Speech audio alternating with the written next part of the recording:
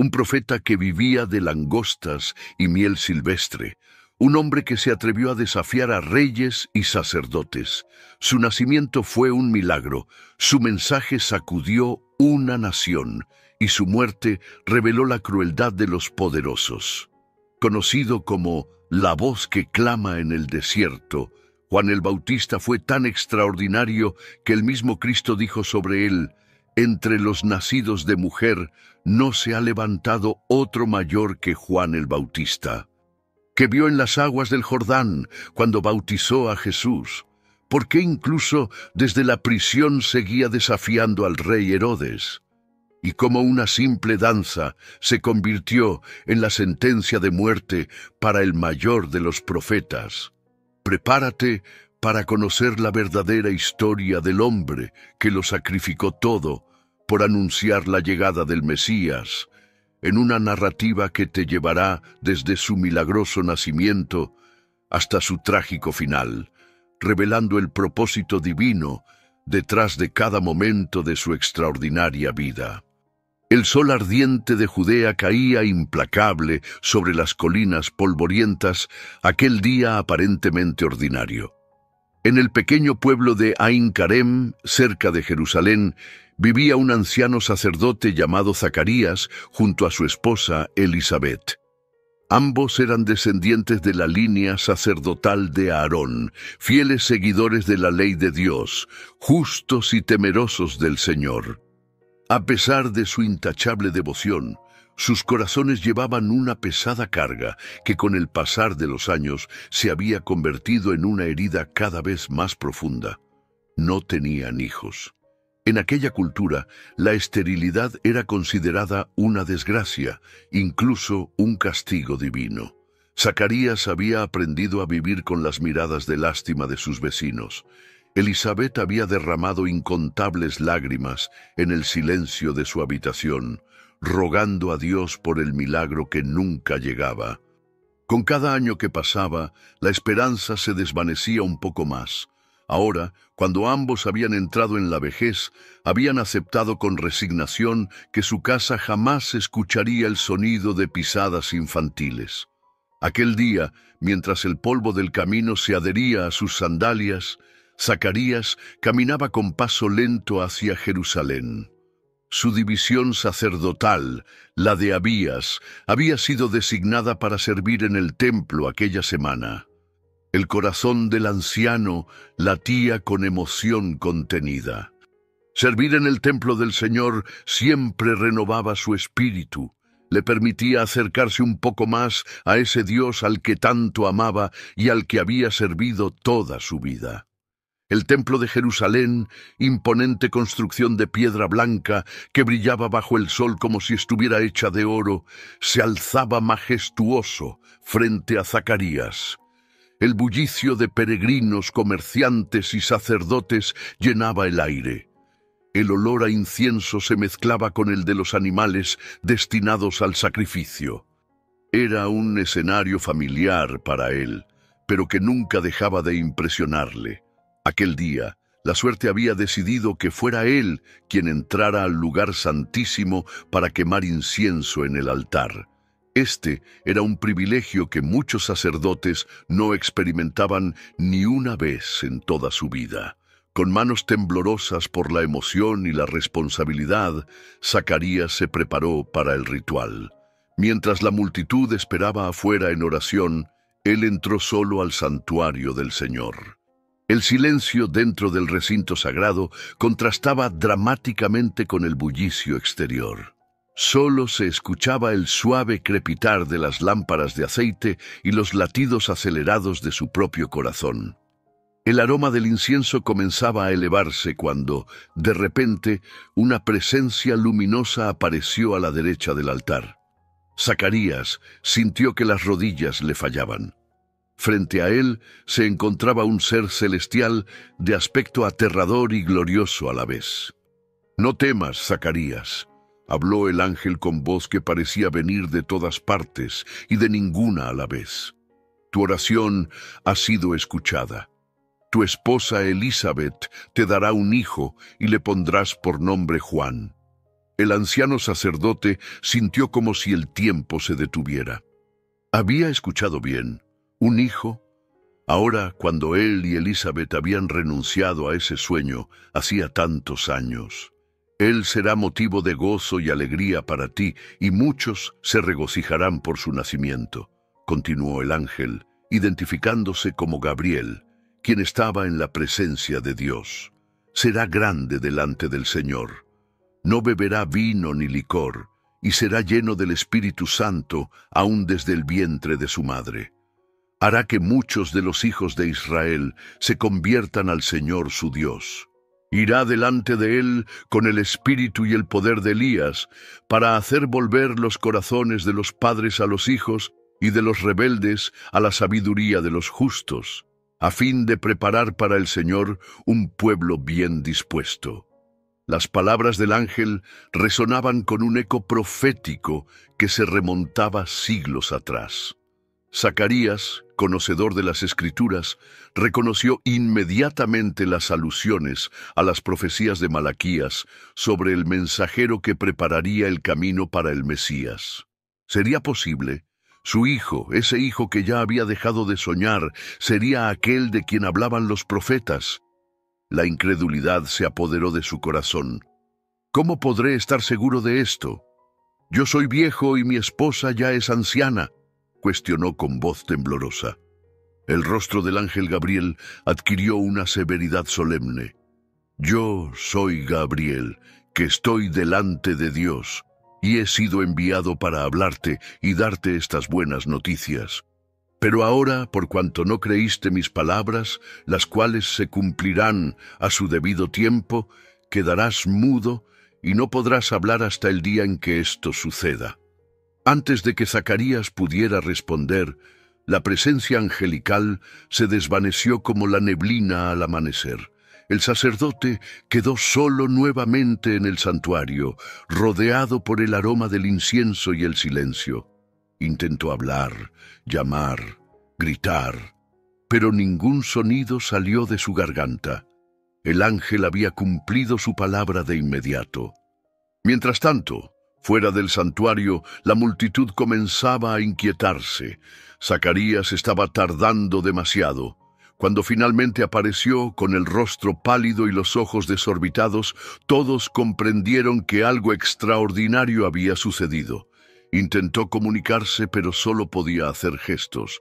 La gente entendió que había tenido una visión. Zacarías completó los días de su servicio en el templo en silencio, comunicándose a través de señas y tablillas. Su mente no dejaba de dar vueltas a las palabras del ángel. ¿Cómo reaccionaría Elizabeth? ¿Cómo podría explicarle lo sucedido sin poder hablar? Cuando regresó a su hogar en las montañas de Judea, Elizabeth notó inmediatamente que algo había cambiado en su esposo. Con paciencia y amor, Zacarías tomó una tablilla y escribió todo lo sucedido en el templo. Las lágrimas corrían por las mejillas arrugadas de Elizabeth, mientras leía una y otra vez las palabras que anunciaban el milagro que tanto habían esperado. No pasó mucho tiempo antes de que Elizabeth notara los primeros signos de que la promesa se estaba cumpliendo. Su vientre, que durante toda su vida había permanecido estéril, ahora albergaba vida. La anciana se recluyó durante 5 meses, maravillada por lo que Dios estaba haciendo. «El Señor ha hecho esto por mí», susurraba mientras acariciaba su vientre que crecía día tras día. «En estos días me ha mostrado su favor y me ha quitado la vergüenza que tenía ante los demás». Mientras el milagro se gestaba en el vientre de Elizabeth, a unos 100 kilómetros de distancia, en la humilde aldea de Nazaret en Galilea, otro anuncio celestial estaba a punto de cambiar el curso de la historia humana para siempre. El 6º mes del embarazo de Elizabeth trajo consigo una sorpresa inesperada. Su joven pariente María, apenas una adolescente de Nazaret, apareció en la puerta de su casa con el rostro radiante y los ojos brillantes de emoción. Elizabeth, con su avanzado embarazo, salió a recibirla con los brazos abiertos. Lo que sucedió entonces fue extraordinario. En el momento exacto en que el saludo de María llegó a los oídos de Elizabeth, el bebé en su vientre dio un salto de alegría, como si reconociera algo o alguien de importancia trascendental. En ese instante, Elizabeth sintió que una oleada de entendimiento sobrenatural la inundaba. El Espíritu Santo llenó su corazón y su mente, revelándole lo que nadie le había contado. María llevaba en su vientre al Mesías prometido. «Bendita tú entre las mujeres, y bendito el fruto de tu vientre», exclamó Elizabeth con voz entrecortada por la emoción. «¿Quién soy yo para que la madre de mi Señor venga a visitarme? Tan pronto como llegó a mis oídos la voz de tu saludo, el bebé en mi vientre saltó de alegría. Dichosa tú que has creído, porque se cumplirá lo que el Señor te ha prometido». María, conmovida por las palabras de su pariente, entendió que Elizabeth sabía de su condición sin que ella se lo hubiera revelado. Esto confirmaba que todo lo que le había anunciado el ángel Gabriel era verdad. Con el corazón desbordante de gratitud y asombro, María elevó su voz en un hermoso cántico que más tarde sería conocido como el Magnificat. «Mi alma glorifica al Señor, y mi espíritu se regocija en Dios mi Salvador, porque se ha dignado fijarse en su humilde sierva». La estancia de María en la casa de Zacarías y Elizabeth se prolongó por 3 meses. Durante ese tiempo, las dos mujeres, unidas por el extraordinario destino de los hijos que llevaban en sus vientres, compartieron sus experiencias, temores y esperanzas. María ayudaba a Elizabeth en las tareas cotidianas, mientras ésta le transmitía la sabiduría acumulada a lo largo de una vida de fidelidad a Dios. Zacarías, aún mudo, observaba con reverencia a las dos mujeres. A través de su silencio forzado, Dios le había concedido el don de la contemplación. Durante esos meses tuvo tiempo para meditar profundamente sobre las Escrituras, conectando las profecías antiguas con los acontecimientos extraordinarios que estaban ocurriendo bajo su propio techo. María regresó a Nazaret poco antes del nacimiento del hijo de Elizabeth, llevando consigo el recuerdo imborrable de aquellos meses en que 2 mujeres, una anciana y una jovencita, habían sido testigos del comienzo del cumplimiento de las promesas divinas que cambiarían la historia para siempre. Cuando se cumplió el tiempo, Elizabeth dio a luz a un robusto niño. El parto fue sorprendentemente fácil para una mujer de su edad, otra señal más de la intervención divina en todo el proceso. La noticia se extendió rápidamente por las colinas de Judea. La anciana estéril había dado a luz. Vecinos y parientes acudieron a la casa para contemplar el milagro con sus propios ojos y para regocijarse con la familia por la misericordia que el Señor les había mostrado. Al 8º día, siguiendo la tradición judía, era el momento de la circuncisión del niño, ceremonia en la que también se le impondría el nombre. Los parientes y vecinos daban por sentado que el pequeño se llamaría Zacarías, como su padre, perpetuando así el nombre familiar. Se llamará Zacarías, como su padre, afirmaban con seguridad. Pero Elizabeth, recordando las instrucciones del ángel, intervino con firmeza. «No, se llamará Juan». Los presentes se sorprendieron ante tal decisión. «Pero ninguno de tus parientes lleva ese nombre», objetaron, mirando luego hacia Zacarías en busca de su opinión. El anciano sacerdote, aún incapaz de hablar, pidió por señas una tablilla. Con mano firme escribió: «Su nombre es Juan». No era una sugerencia ni una petición. Era una declaración contundente que reflejaba su completa aceptación de la voluntad divina. En ese preciso instante, mientras los presentes leían asombrados lo escrito, algo extraordinario sucedió. La boca de Zacarías se abrió, su lengua se soltó y comenzó a hablar, alabando a Dios. El castigo por su incredulidad había terminado exactamente cuando demostró su fe al obedecer el mandato divino sobre el nombre del niño.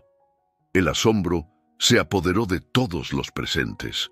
La noticia corrió como el viento por toda la región montañosa de Judea. ¿Qué llegará a ser este niño?, se preguntaban unos a otros, pues era evidente que la mano del Señor estaba con él.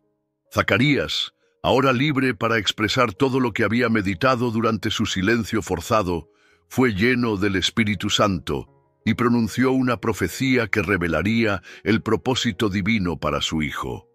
Bendito sea el Señor, Dios de Israel, porque ha venido a redimir a su pueblo. Nos envió un poderoso Salvador en la casa de David, su siervo, como lo prometió en el pasado por medio de sus santos profetas. Y refiriéndose directamente a su pequeño hijo, continuó: Y tú, hijito mío, serás llamado profeta del Altísimo, porque irás delante del Señor para preparar sus caminos, para dar conocimiento de salvación a su pueblo mediante el perdón de sus pecados, gracias a la entrañable misericordia de nuestro Dios. Así nos visitará desde el cielo el sol naciente, para dar luz a los que viven en tinieblas, en la más terrible oscuridad, para guiar nuestros pasos por la senda de la paz. Las palabras de Zacarías quedaron grabadas en la memoria de todos los presentes. No eran simples deseos de un padre para su hijo, eran una revelación profética sobre el papel crucial que Juan desempeñaría en el plan divino de redención. El niño crecía y se fortalecía en espíritu. Desde temprana edad mostró una inclinación inusual hacia la soledad y la contemplación. Mientras otros niños jugaban en las calles polvorientas de la aldea, el pequeño Juan prefería escuchar las historias de las Escrituras que su padre le contaba con pasión renovada. Zacarías y Elizabeth, conscientes del destino extraordinario de su hijo, lo criaron con amor, pero también con la certeza de que no les pertenecía por completo. Sabían que estaba destinado a una misión que trascendería los límites de su pequeño hogar en las colinas de Judea. Los años pasaron con rapidez, trayendo cambios inevitables. Elizabeth fue la primera en partir de este mundo, dejando a Zacarías con la responsabilidad de completar la formación de Juan. El anciano sacerdote, cada vez más débil físicamente pero fortalecido en su fe, transmitió a su hijo todo su conocimiento de las Escrituras, especialmente las profecías mesiánicas y las que hablaban del precursor del Mesías. Cuando Juan tenía aproximadamente 20 años, también Zacarías partió para reunirse con sus antepasados. Libre ya de ataduras familiares y plenamente consciente de su llamado divino, Juan tomó una decisión radical. Se retiró al desierto de Judea. El desierto no era un lugar cualquiera para un judío devoto. Era el escenario donde Dios había formado a su pueblo después del Éxodo, donde lo había alimentado con maná y le había entregado la ley. Era también el refugio al que habían acudido profetas como Elías en tiempos de crisis. Al elegir el desierto, Juan se insertaba conscientemente en esta tradición profética. La vida en el inhóspito desierto de Judea moldeó tanto el cuerpo como el espíritu de Juan. Las condiciones extremas forjaron en él una resistencia física extraordinaria. Su alimentación se reducía a lo que la naturaleza salvaje ofrecía: langostas del desierto y miel silvestre. Su vestimenta, rudimentaria y austera, consistía en un manto tejido con pelo de camello, ceñido a la cintura con un cinturón de cuero. Pero más allá de las privaciones físicas, el desierto representaba para Juan un espacio de encuentro íntimo con Dios.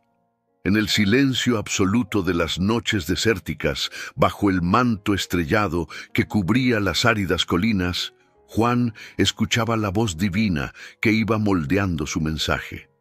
Durante años, meditó profundamente en las Escrituras que su padre le había enseñado, comprendiendo cada vez con mayor claridad su misión como precursor.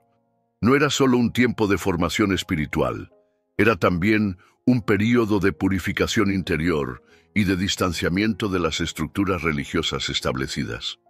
Juan observaba desde lejos cómo muchos de los líderes religiosos de su tiempo habían convertido la fe en un sistema de normas externas, olvidando la justicia, la misericordia y la fidelidad que Dios demandaba. En la soledad del desierto, Juan desarrolló una visión clara y sin compromisos de lo que significaba realmente la conversión. No se trataba de un simple cambio cosmético, sino de una transformación radical del corazón que debía manifestarse en frutos concretos. Su mensaje tomaría forma a partir de esta convicción inquebrantable. Mientras Juan se preparaba en el desierto, el mundo exterior seguía su curso. El pueblo de Israel gemía bajo la ocupación romana.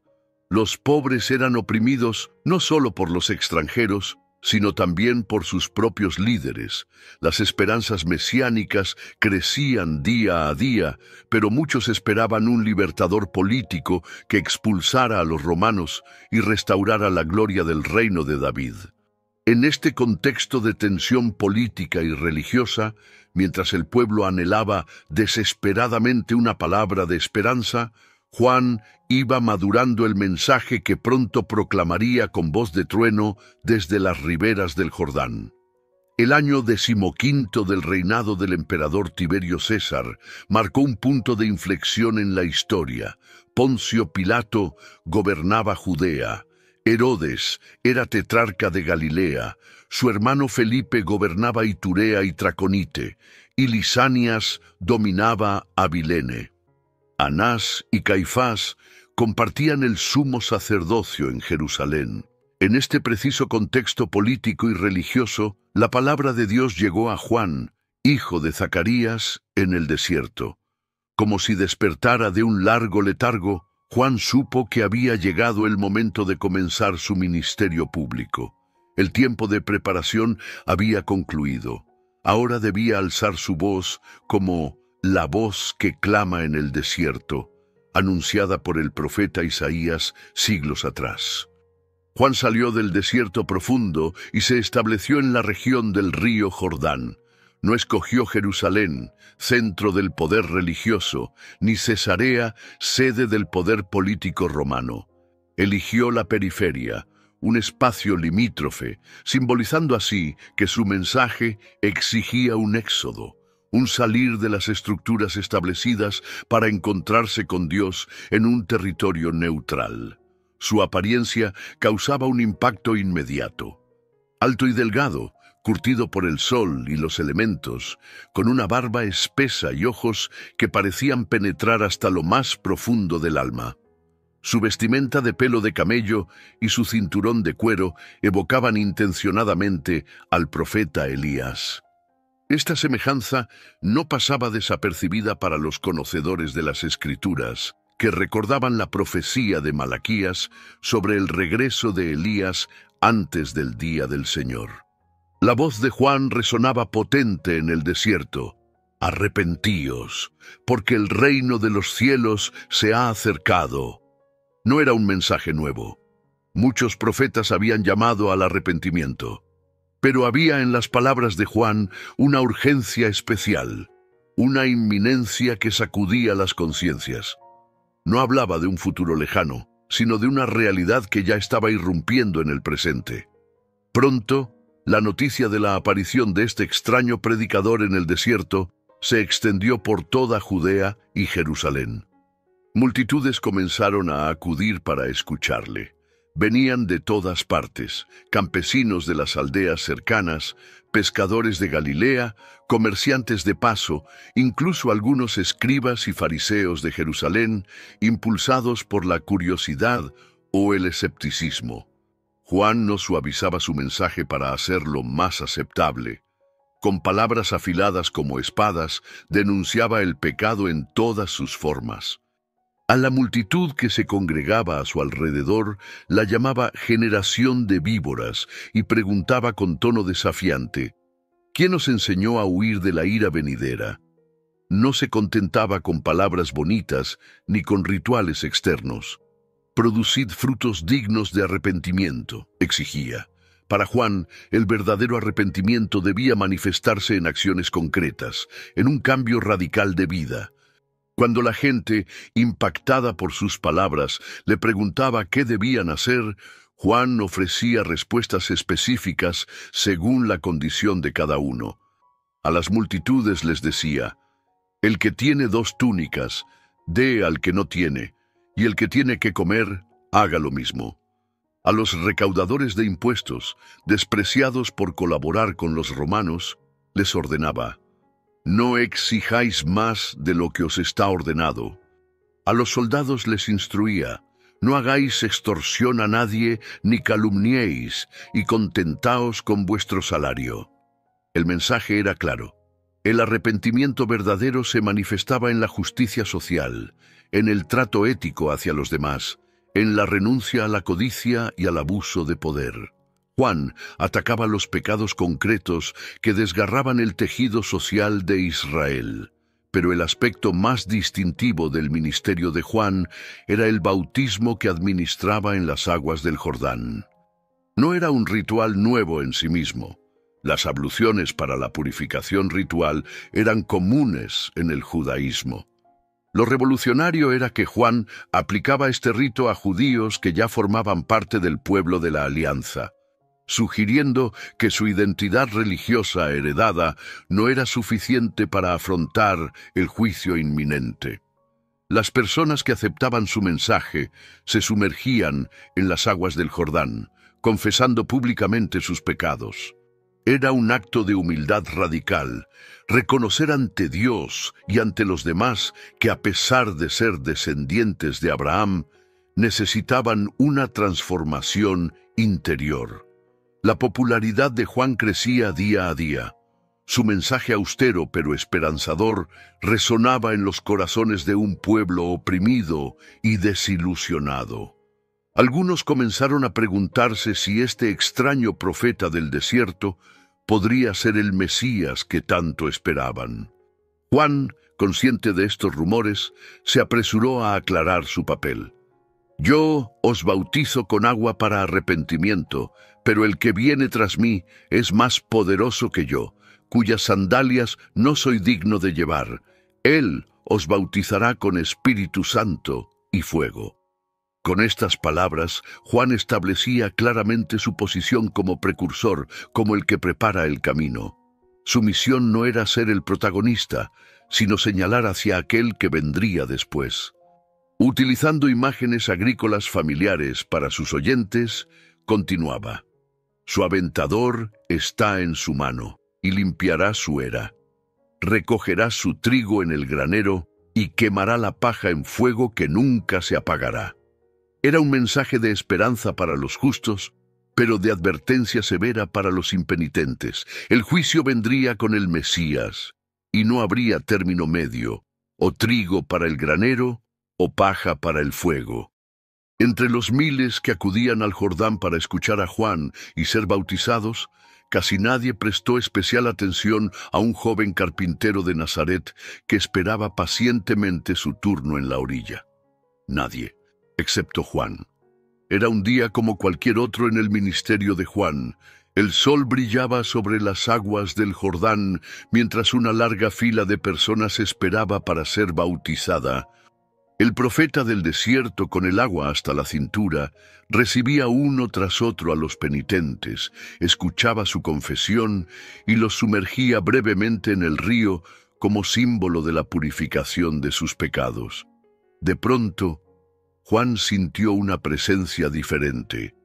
Entre la multitud anónima, un hombre de aproximadamente 30 años, con aspecto sencillo pero mirada profunda, se acercaba hacia él. No había nada en su apariencia externa que lo distinguiera del resto. Vestía como un trabajador común de Galilea. Sin embargo, Juan lo reconoció inmediatamente. Era Jesús de Nazaret, su pariente, el hijo de María. Pero Juan vio más allá de los lazos familiares. Por revelación divina, supo que estaba frente al Cordero de Dios que quitaría el pecado del mundo, aquel a quien había estado anunciando todo este tiempo, el Mesías esperado. Un escalofrío recorrió la espalda de Juan cuando Jesús le pidió ser bautizado. ¿Cómo podía él, un simple hombre, bautizar a aquel que no tenía pecado? El propósito del bautismo era la confesión y el arrepentimiento, pero ¿qué pecados podría confesar el Hijo de Dios? «Yo necesito ser bautizado por ti, ¿y tú vienes a mí?», objetó Juan, consciente de la inversión de roles que aquello suponía. La respuesta de Jesús fue sencilla pero profunda. «Permítelo ahora, porque así conviene que cumplamos toda justicia». No era una cuestión de necesidad personal, sino de identificación con la humanidad pecadora a la que venía a salvar. Era un acto de solidaridad con aquellos a quienes representaría en la cruz. Conmovido por estas palabras y reconociendo la sabiduría divina detrás de ellas, Juan accedió. Con manos temblorosas, tomó a Jesús y lo sumergió en las aguas del Jordán, el mismo río que siglos atrás el pueblo de Israel había cruzado para entrar en la tierra prometida. Lo que sucedió después quedó grabado para siempre en la memoria de Juan.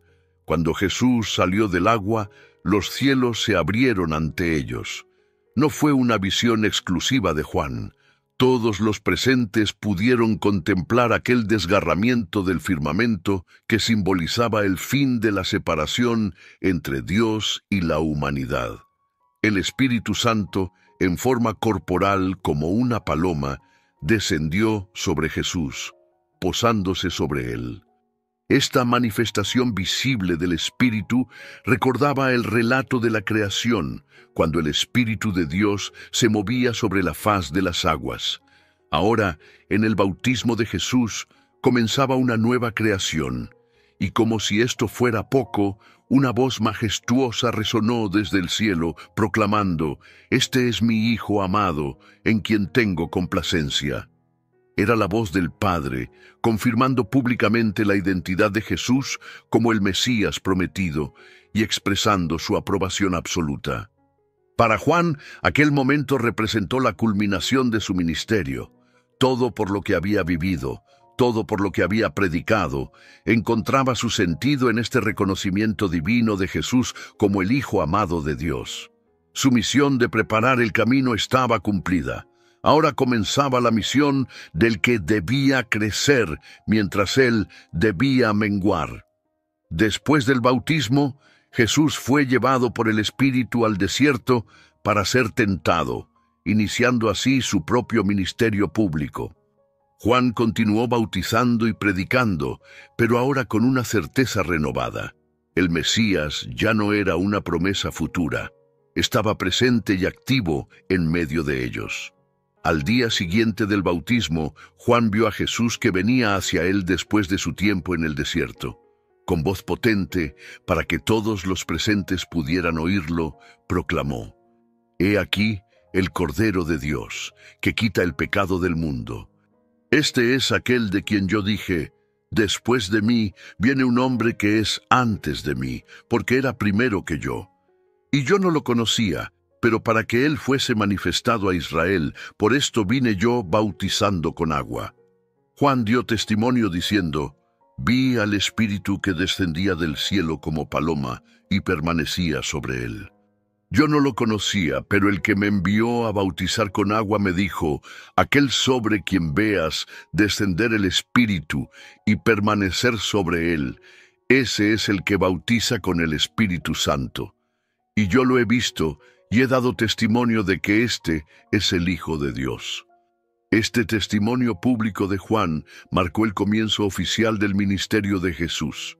Al día siguiente, 2 de los discípulos de Juan, al escuchar nuevamente su declaración sobre Jesús como el Cordero de Dios, decidieron seguir a Jesús. Uno de ellos era Andrés, quien pronto llevaría a su hermano Simón Pedro al encuentro con el Mesías. Así, Juan no solo preparó el camino para Jesús con su predicación, sino que también le entregó a sus primeros discípulos, demostrando con hechos concretos que su misión no era atraer seguidores para sí mismo, sino conducirlos hacia el Mesías. Mientras el ministerio de Jesús comenzaba a extenderse por Galilea, Juan continuaba con su labor profética. Su mensaje no se limitaba a generalidades sobre el arrepentimiento. Tenía el valor de denunciar pecados específicos, incluso cuando esto implicaba enfrentarse a los poderosos. Herodes Antipas, hijo de Herodes el Grande y tetrarca de Galilea y Perea, había cometido un acto que escandalizaba a muchos judíos piadosos. Se había divorciado de su esposa para casarse con Herodías, la esposa de su hermano Felipe, quien aún vivía. Esta relación no solo violaba la ley judía sobre el adulterio, sino también la prohibición específica de tomar la mujer del hermano mientras éste viviera. La mayoría de los líderes religiosos, temerosos del poder de Herodes, guardaban un prudente silencio sobre este asunto. No así Juan el Bautista. Con la misma integridad y valor que había mostrado al denunciar los pecados del pueblo, alzó su voz contra el gobernante. «No te es lícito tener la mujer de tu hermano», le dijo directamente a Herodes cuando tuvo ocasión de encontrarse con él. Herodes Antipas era un hombre complejo. A diferencia de su padre, que no había dudado en ordenar la matanza de los inocentes de Belén ante la noticia del nacimiento del rey de los judíos, Antipas mostraba cierta fascinación por los asuntos religiosos. El Evangelio nos dice que incluso temía a Juan, sabiendo que era un hombre justo y santo, y lo protegía. Cuando lo oía quedaba muy perplejo, pero lo escuchaba con gusto. Esta extraña mezcla de respeto, temor y curiosidad mantuvo a Juan relativamente a salvo durante un tiempo. Pero Herodías no compartía la ambivalencia de su esposo hacia el profeta. La denuncia pública de su relación con Herodes había despertado en ella un odio implacable. Movida por este rencor, presionaba constantemente a Herodes para que eliminara a Juan. Finalmente, Herodes cedió parcialmente. No se atrevió a ejecutar a Juan, temiendo la reacción del pueblo que lo consideraba un profeta, pero lo arrestó y lo encarceló en la fortaleza de Maqueronte, una imponente construcción ubicada en una zona desolada al este del Mar Muerto. Para Juan, el encarcelamiento supuso una prueba de fe extremadamente dura. Acostumbrado a los espacios abiertos del desierto, a la libertad de movimiento y de palabra, se veía ahora confinado entre cuatro paredes, separado de sus discípulos y de su ministerio público. En la oscuridad de la prisión, incluso Juan, el valiente profeta que no había dudado en enfrentarse a los poderosos, experimentó momentos de duda. El Mesías que él había anunciado era presentado en las profecías no solo como el Cordero de Dios, sino también como el Rey que establecería justicia, liberaría a los cautivos y vendría con poder. Sin embargo, mientras Jesús recorría Galilea predicando y haciendo milagros, él, su precursor, languidecía en prisión sin que hubiera señales de un rescate inminente. En este estado de ánimo, Juan envió a 2 de sus discípulos a preguntar directamente a Jesús: ¿eres tú el que había de venir o esperaremos a otro? No era tanto una crisis de fe como una búsqueda de confirmación en medio de circunstancias desconcertantes. Juan necesitaba la seguridad de que no se había equivocado, de que el sufrimiento que ahora experimentaba tenía sentido dentro del plan divino. La respuesta de Jesús fue magistral. No ofreció una afirmación teórica, sino que señaló los hechos concretos que estaban ocurriendo. «Id y haced saber a Juan las cosas que oís y veis. Los ciegos ven, los cojos andan, los leprosos son limpiados, los sordos oyen, los muertos son resucitados, y a los pobres es anunciado el Evangelio. Y bienaventurado es el que no halle tropiezo en mí». Jesús estaba citando deliberadamente profecías mesiánicas de Isaías, mostrando a Juan que, aunque su manifestación como Mesías no seguía exactamente el guión que muchos esperaban, estaba cumpliendo las Escrituras de manera más profunda. La referencia final a no hallar tropiezo era una suave admonición para que Juan continuara confiando, incluso cuando los acontecimientos no se desarrollaban según sus expectativas. Después de que los discípulos de Juan partieron, Jesús se dirigió a la multitud para hablar sobre Juan. Lejos de criticarlo por sus dudas momentáneas, ofreció el elogio más extraordinario que jamás había pronunciado sobre algún ser humano. De cierto os digo que entre los nacidos de mujer no se ha levantado otro mayor que Juan el Bautista, pero el más pequeño en el reino de los cielos es mayor que él. Jesús continuó explicando la importancia de Juan en el plan divino. Desde los días de Juan el Bautista hasta ahora, el reino de los cielos sufre violencia y los violentos lo arrebatan, porque todos los profetas y la ley profetizaron hasta Juan. Y si queréis recibirlo, él es aquel Elías que había de venir. El que tiene oídos para oír, oiga. Con estas palabras, Jesús confirmaba que Juan era el cumplimiento de la profecía de Malaquías sobre la venida de Elías antes del día del Señor. Juan no era literalmente Elías reencarnado, como algunos pensaban, sino que había venido con el espíritu y el poder de Elías, como había anunciado el ángel a Zacarías antes de su nacimiento. Mientras tanto, en la fortaleza de Maqueronte, Juan esperaba con dignidad lo que el destino le deparara. Sus discípulos tenían permiso para visitarlo ocasionalmente, manteniéndolo informado sobre el ministerio de Jesús. Estas noticias fortalecían su espíritu, confirmándole que, a pesar de su encarcelamiento, la obra por la que había dedicado su vida continuaba avanzando. Herodías, sin embargo, no había olvidado su sed de venganza. Esperaba pacientemente la oportunidad para eliminar definitivamente a aquel profeta que se había atrevido a denunciar su adulterio. Esa oportunidad no tardaría en llegar. La ocasión para la venganza de Herodías se presentó durante la celebración del cumpleaños de Herodes Antipas. El tetrarca había organizado un suntuoso banquete al que asistieron los principales funcionarios de su gobierno, oficiales militares y personalidades importantes de Galilea.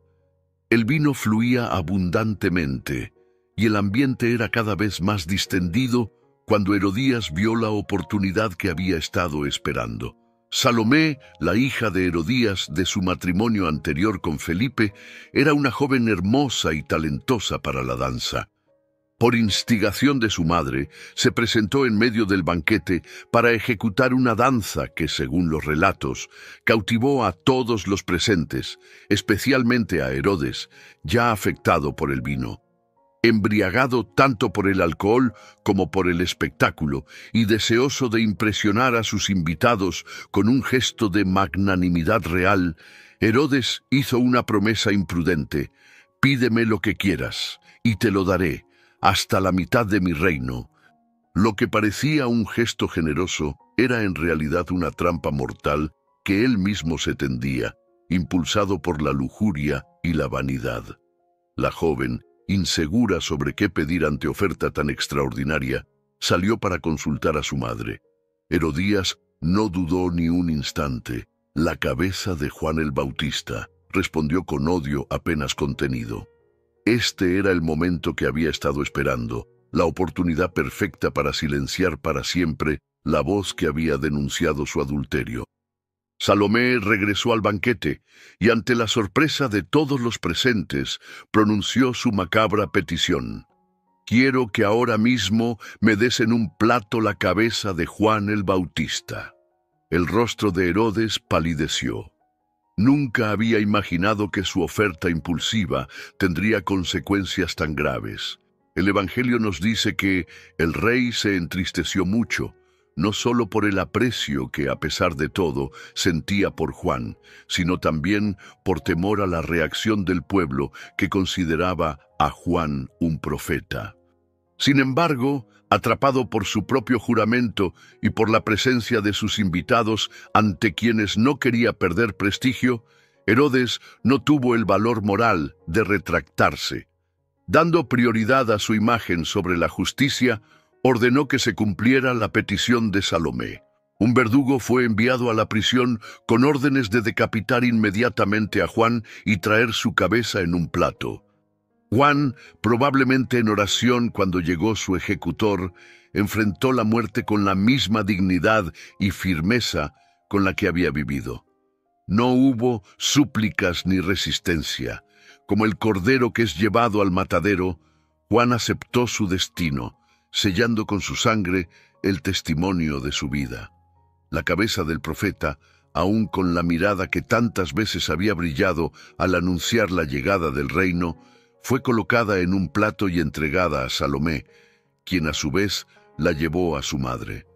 La venganza de Herodías estaba consumada, pero su triunfo sería efímero. La historia recordaría su nombre solo por su papel en el asesinato del precursor del Mesías, mientras que Juan sería venerado a través de los siglos como uno de los más grandes profetas. Los discípulos de Juan, al enterarse de la terrible noticia, acudieron a la prisión para reclamar el cuerpo decapitado de su maestro. Con profundo dolor y respeto, lo sepultaron según las costumbres judías, y luego fueron a contarle a Jesús lo sucedido. La reacción de Jesús ante la noticia de la muerte de Juan revela la profunda conexión espiritual que existía entre ambos. Según el Evangelio, cuando Jesús oyó esto, se retiró de allí en una barca a un lugar desierto y apartado. Necesitaba estar solo para procesar su dolor por la pérdida de quien no solo era su precursor, sino también su pariente. La muerte de Juan marcó un punto de inflexión en el ministerio de Jesús. A partir de ese momento, comenzó a hablar más abiertamente sobre su propia muerte venidera y a preparar a sus discípulos para ese momento. La valentía de Juan frente a la muerte anticipaba la que el mismo Jesús mostraría en la cruz. Mientras tanto, la noticia de la ejecución de Juan se extendía rápidamente por toda Judea y Galilea, generando indignación entre el pueblo que lo veía como un profeta. La crueldad innecesaria de su muerte solo aumentó su estatura como mártir de la verdad. Herodes Antipas, aunque temporalmente aliviado por haber eliminado a un crítico incómodo, pronto comenzó a ser atormentado por la culpa y el remordimiento. Cuando más tarde empezó a oír historias sobre los milagros de Jesús, su conciencia intranquila le hizo decir a sus sirvientes: «Este es Juan el Bautista. Ha resucitado de los muertos, y por eso actúan en él estos poderes». Esta reacción supersticiosa revelaba que, a pesar de haber ordenado su ejecución, Herodes seguía sintiendo un temor reverencial hacia Juan, reconociendo en él una autoridad espiritual que trascendía la muerte física. La vida, ministerio y muerte de Juan el Bautista dejaron una huella indeleble, tanto en su tiempo como en los siglos posteriores. Aunque su ministerio público duró apenas unos pocos años, su impacto trascendió ampliamente esa breve ventana temporal. En los años inmediatamente posteriores a su muerte, muchos de sus discípulos continuaron identificándose como seguidores de Juan, manteniendo viva su memoria y sus enseñanzas. Algunos, eventualmente, reconocieron a Jesús como el Mesías anunciado por su maestro y se unieron al movimiento cristiano naciente.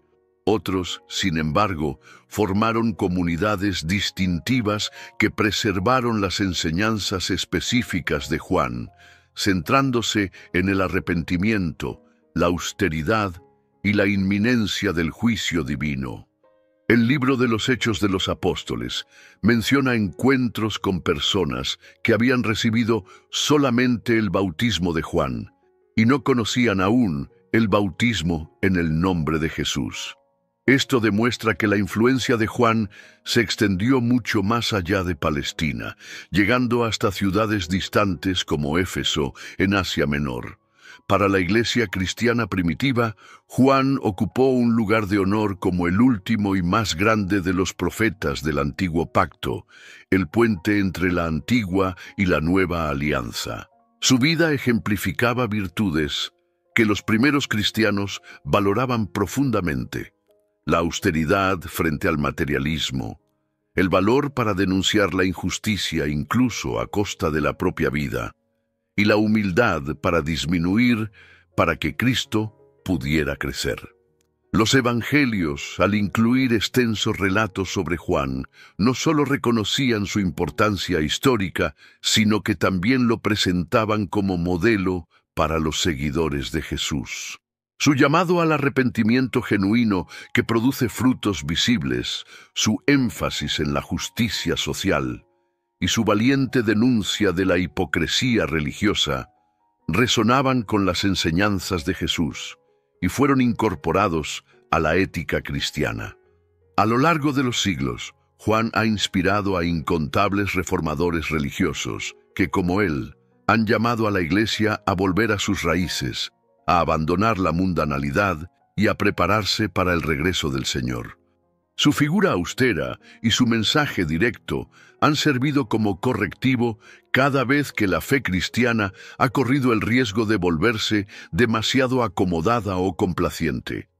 En el arte cristiano, Juan ha sido representado de innumerables formas, como el asceta del desierto, como el bautizador de Cristo, como el mártir decapitado. Estas imágenes han mantenido viva su memoria en la conciencia popular, recordando aspectos diferentes pero complementarios de su extraordinaria vida. Su festividad, celebrada tradicionalmente en el solsticio de verano, 24 de junio, 6 meses antes de la Navidad, se convirtió en una de las más importantes del calendario cristiano. En muchos países, especialmente en Europa y América Latina, esta fecha sigue siendo ocasión de celebraciones populares que, aunque a menudo mezcladas con elementos folclóricos precristianos, mantienen vivo el recuerdo del profeta que preparó el camino del Señor.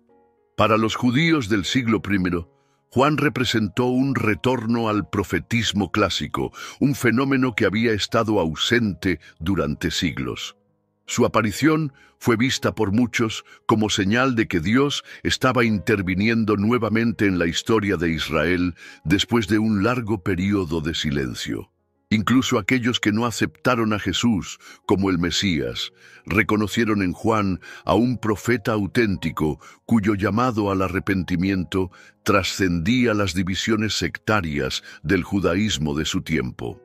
Josefo, el historiador judío del siglo I, dedica un significativo pasaje a Juan en sus Antigüedades judías, describiéndolo como un buen hombre que exhortaba a los judíos a ejercitar la virtud y a practicar la justicia entre ellos y la piedad hacia Dios, y a unirse por medio del bautismo. Este testimonio no cristiano confirma la importancia histórica de Juan más allá del contexto cristiano. En el Islam, Juan, conocido como Yahya, es venerado como profeta, y el Corán contiene referencias a su nacimiento milagroso y a su ministerio. Esta recepción de Juan en la tradición islámica subraya su significado universal como figura religiosa que trasciende los límites confesionales. Pero quizás el legado más profundo de Juan no se encuentra en su influencia histórica o cultural, sino en la manera en que encarnó un principio espiritual fundamental: la necesidad de disminuir para que Cristo pueda crecer. Sus palabras, "es necesario que Él crezca y que yo disminuya", no fueron mera retórica. Las vivió hasta sus últimas consecuencias. En un mundo donde el ego busca constantemente afirmarse, donde la autopromoción se considera necesaria para el éxito, la humildad radical de Juan desafía nuestras suposiciones básicas. Él no buscó construir un monumento a sí mismo ni asegurar su legado. Su única preocupación fue cumplir fielmente la misión que Dios le había encomendado, incluso cuando eso significaba ceder el protagonismo a otro. Juan entendió que su identidad y propósito se encontraban en ser la voz, no la palabra; en ser el amigo del novio, no el novio; en preparar el camino, no en ser el destino. Esta comprensión lo liberó de la tiranía del yo y le permitió servir a un propósito mayor que él mismo. Esta lección sigue siendo tan relevante hoy como lo fue hace 2 milenios. En una cultura obsesionada con la celebridad y el reconocimiento, Juan nos recuerda que la verdadera grandeza consiste en señalar más allá de nosotros mismos, en disminuir para que Cristo pueda ser visto con mayor claridad. ¿Qué diría Juan el Bautista si pudiera dirigirse a nuestro mundo contemporáneo? Su mensaje probablemente sería tan incómodo y desafiante para nosotros como lo fue para sus contemporáneos. Comenzaría, sin duda, con el mismo llamado al arrepentimiento genuino que marcó su ministerio original. En una época de relativismo moral, donde cada vez más personas construyen sus propios sistemas éticos personalizados, la insistencia de Juan en una verdad moral objetiva basada en la revelación divina resultaría profundamente contracultural. Su énfasis en que el arrepentimiento debe producir frutos visibles desafiaría tanto el nominalismo religioso, la fe como mera etiqueta sin impacto real en la conducta, como la espiritualidad individualista que separa la experiencia religiosa personal de la responsabilidad social. A los líderes religiosos de nuestro tiempo, Juan probablemente les dirigiría palabras tan duras como las que dedicó a los fariseos y saduceos. Les cuestionaría cuando sus prácticas contradijeran sus enseñanzas, cuando utilizaran la religión como plataforma para el poder personal, o cuando suavizaran el mensaje del Evangelio para hacerlo más aceptable culturalmente. Juan denunciaría con igual vigor la injusticia social en nuestras estructuras económicas y políticas. Su consejo específico a diferentes grupos en el Jordán: compartir con los necesitados, no exigir más de lo justo, no usar el poder para explotar a los vulnerables, tiene aplicaciones obvias en nuestros sistemas contemporáneos marcados por la desigualdad creciente y el abuso de poder. Su propia austeridad personal constituiría una crítica implícita pero poderosa a nuestra cultura de consumo, donde el valor de las personas a menudo se mide por sus posesiones materiales y donde la acumulación de riqueza se ha convertido en un fin en sí mismo. Sobre todo, Juan seguiría cumpliendo su función esencial: señalar hacia Cristo. En un mundo religiosamente pluralista, donde se presentan muchos caminos hacia la realización espiritual, Juan insistiría en la unicidad de Cristo como el Cordero de Dios que quita el pecado del mundo. Como entonces, este mensaje generaría respuestas diversas. Algunos, como Herodes Antipas, sentirían curiosidad, pero no estarían dispuestos a aceptar las implicaciones personales del mensaje. Otros, como los fariseos y saduceos, lo rechazarían por amenazar sus posiciones establecidas. Y algunos, como los primeros discípulos, responderían con arrepentimiento genuino y se convertirían en seguidores de aquel a quien Juan señalaba. En este sentido, la figura de Juan sigue siendo profundamente relevante. Su voz, que clamaba en el desierto hace 2000 años, no ha perdido su poder para desafiarnos, incomodarnos y finalmente guiarnos hacia el único que puede satisfacer las más profundas necesidades humanas. Al concluir nuestro recorrido por la extraordinaria vida de Juan el Bautista, vale la pena detenernos para reflexionar sobre las lecciones que su historia ofrece para nuestras propias vidas. Primero, Juan nos enseña sobre el poder del propósito divino. Desde antes de su nacimiento, su vida estuvo marcada por un designio específico. Aunque enfrentó circunstancias difíciles, incluyendo la soledad del desierto y finalmente el martirio, Juan encontró plenitud al cumplir fielmente el propósito para el cual había sido enviado. Esto nos recuerda que nuestras vidas también tienen un significado y propósito divinamente ordenados, y que nuestra mayor satisfacción viene de descubrir y abrazar ese propósito. Segundo, Juan ejemplifica la importancia de la integridad moral. En un entorno donde muchos líderes religiosos habían comprometido sus principios para acomodarse a las realidades políticas o para ganar aceptación popular, Juan se mantuvo firme en su compromiso con la verdad, sin importar el costo personal. Su disposición a enfrentar a Herodes Antipas, aun sabiendo las posibles consecuencias, nos desafía a vivir con valentía moral incluso cuando esto resulta incómodo o peligroso.